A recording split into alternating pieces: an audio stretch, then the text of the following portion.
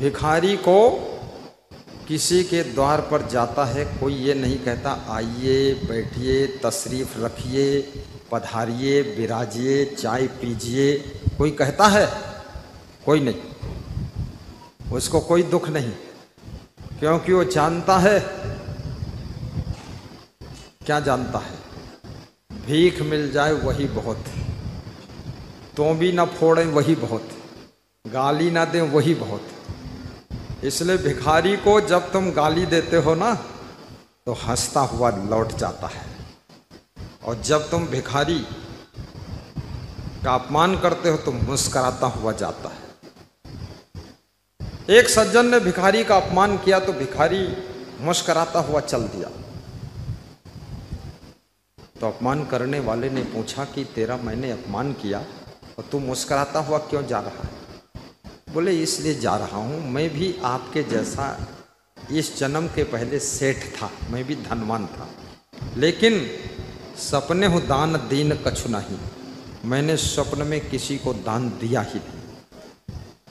बड़ा कंजूस था, मक्खी चूस था, लोभी था, तो जिसके परिणाम से मैं भिखारी हुआ, धनहीन हुआ। और वही काम तुम कर रहे हो, तो मैं मुस्कुरा इसलिए रहा हूं, अगले जन्म में तुम हमारे साथी बनोगे तुम भी भीख मांगोगे, इसलिए हंस के जा रहा हूं। तो जिसने भीख नहीं दिया था बोला आओ बैठो, अच्छा भोजन मंगाया खिलाया।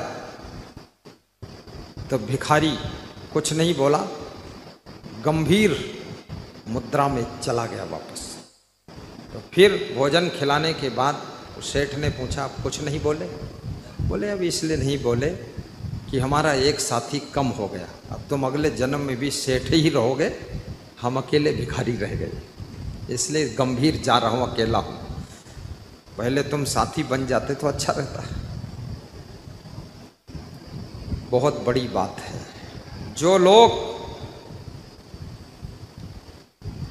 अपने माता पिता को दुख देते हैं, वे स्वयं जब माता पिता बनते हैं तो उनको दुख देने वाली संतान उनके घर में पैदा होती है, और उसके कर्म का कर्जा वो अदा करती है। और जो लोग अपने बच्चे बहुओं को दुख देते हैं, उल्टा है, दोनों तरह का है। कितने सास ससुर भी बहुत खतरनाक है, वो अपने बेटे बहू को प्रताड़ित करते हैं, कोई हिस्सा नहीं देते।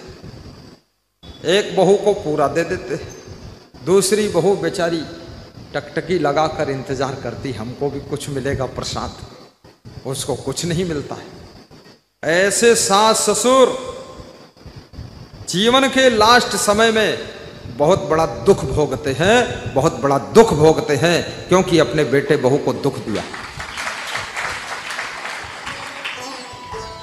4 वेद 6 शास्त्र में बात मिली है दो, आइए दुख दीन है दुख होते हैं, सुख दीन है सुख।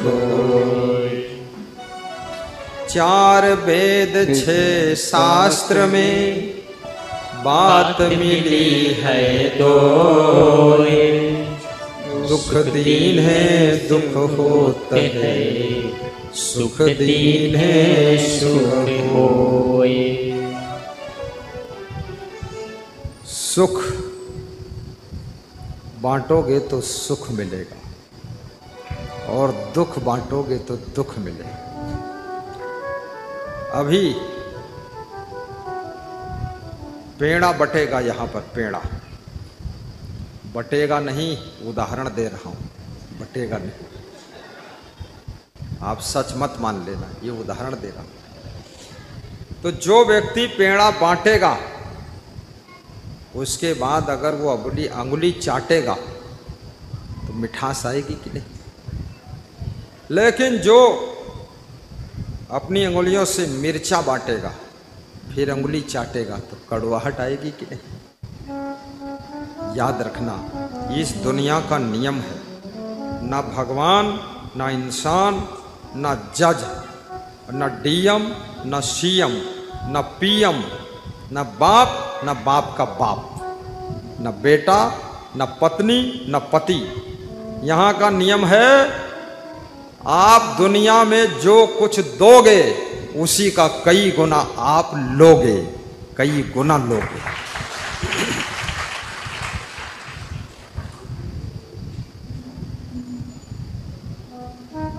मुसलमानों में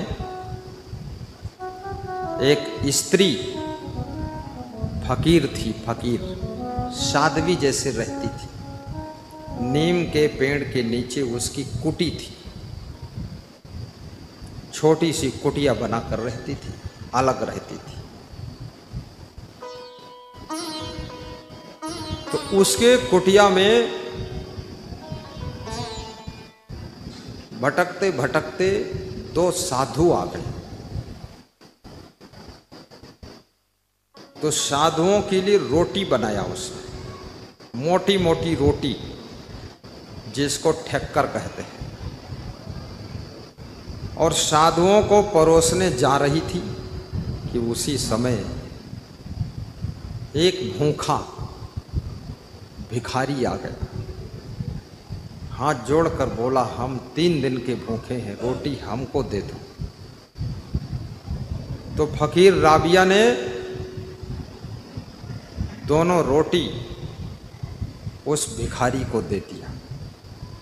मोटी मोटी रोटी स्कूटर के पहिया जैसी। वो भिखारी दोनों रोटी बैठकर खा गया। कितने लोगों के भूख भी बहुत होती है, कितनों के पेट में तो भस्मासुर पैदा हुआ है।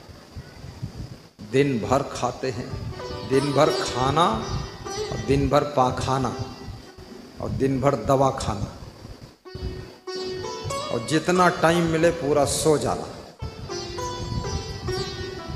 तो मोटे मोटे ठक्कर खा गया भिखारी।